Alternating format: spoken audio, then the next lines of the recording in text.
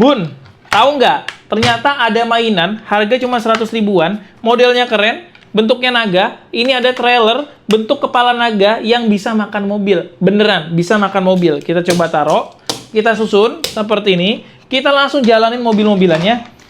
Oke. Sudah bersih. Kita langsung buka di bagian belakang. Keluar mainannya. Keren nggak ya? Selain itu guys, ini tuh bisa buat nyimpan mobil di bagian samping kiri dan kanan. Ini total dapat mobil-mobilannya kalian dapat 8 ya. Di sebelah sini 4, di sebelah sini 4. Pokoknya ini oke banget ya. Cocok buat kalian yang anaknya suka main mobil-mobilan. Selain itu guys, ini juga bisa dijadiin papan luncur seperti ini. Wow, keren banget nih. Kita coba ya. Hihi, lagi. Hihi, ya. Gokil banget, bahannya besi metal, cocok banget buat kalian yang pengen punya naga-nagaan ataupun dinosaurus seperti ini. Oke, buat teman-teman yang mau samaan, langsung aja klik keranjang yang ada di bawah.